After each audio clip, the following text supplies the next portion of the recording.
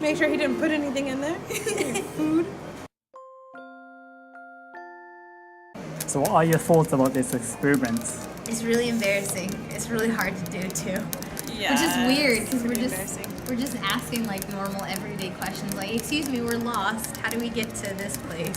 Yeah. Well, everyone spoke English to me when I was there, but yeah. I told you. Yeah. But when she would speak Japanese, like everyone would respond to her in Japanese. Yeah. So, Even when she was with me, like yes. we started, I think there were a couple times where she was like, I want to do this. And I was like, okay, go ahead. And like she would start and they would be like, huh? Yeah. And then I would say it in Japanese and they'd be like, oh, Yeah. in Japanese.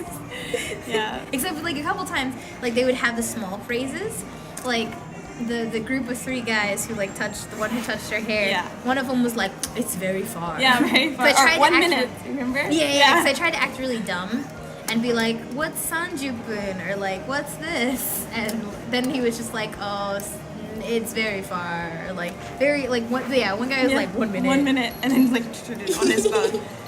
Yeah. Why do you think some people speak Japanese to you and English to Jasmine? Maybe because my Japanese sucks. I don't know. I've never had that experience before, actually. Like, some people would respond to me in English if I asked them a question, but for the most part, I feel like outside of this experiment, I can communicate well and people will talk to me. Well, actually, that's usually like outside of the city, though. Yeah. I guess for me, like maybe it's because like I speak Japanese fairly okay, but also maybe because I look kind of like I could be Japanese. I don't know, like usually I'm almost all the time like it's always in Japanese when they respond back, and it's very rarely that they'll use English. Like even just the tiniest little thing in English usually is very rare. So Yeah. like the fact that it was with like Zach and Jasmine, those times like I was like, oh, finally English. But like any other time it was always in Japanese. So Tell me about the hair touching. That was interesting. it's still funny.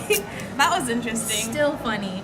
I'm like- glad you said something though, because I I think did. I was trying to stay You in were so character or polite something. about it. I think I was trying to stay in character because usually when people touch my hair, I touch their hair back. And that doesn't really happen much in Japan. I think the last time someone touched my hair, it was a girl in Okinawa, which I think Like it was really weird too because I was like watching the guy and like when I saw him just like Slowly. slowly reach up, like it wasn't even like the normal like oh I'm just gonna touch your hair, but it was just like the curious like child like what is this kind of thing, and like the whole time I was trying to act like I didn't speak any Japanese, and then when I saw him touching her hair, like she was still trying to be polite about it, and she was like, oh. And then I was just like, tail, like completely normal, and they all laughed. So I'm just like, Yeah. oh, that kind of broke that illusion a little bit. Yeah, so she knows more Japanese than just that. What do you think is the best approach when you are lost and you want to ask for directions? Oh, okay. This is for me. Yes. Oh, okay. So far, you have to say why you want to talk to them. So like every time we just started off with sumimasen, like there was that split second of just like, oh, I'm gonna ignore this person. Yeah. But the moment we would start saying like michi ni mayotte imasu ga, like we're lost, but.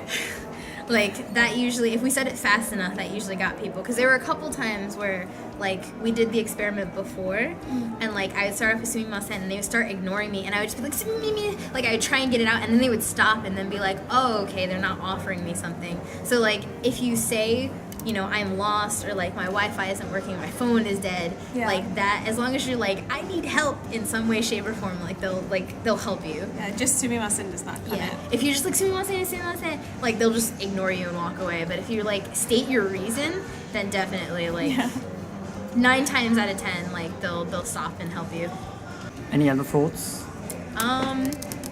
This was fun. This is very fun, interesting. Very interesting. I have words for her because, and anybody who's feeling discouraged about Japanese, doesn't matter if your Japanese skills aren't that good, if they're like very minimum or if they're very high, always practice, always, always, always. Don't feel like discouraged to speak Japanese if you're not confident, because like you're not gonna get confident if you don't practice. So This is like true, make yeah. your mistakes. Like Japanese people, it's like when Japanese people try and speak English, they're afraid that like some foreigner is gonna make fun of them. Don't no. We understand like the whole language thing.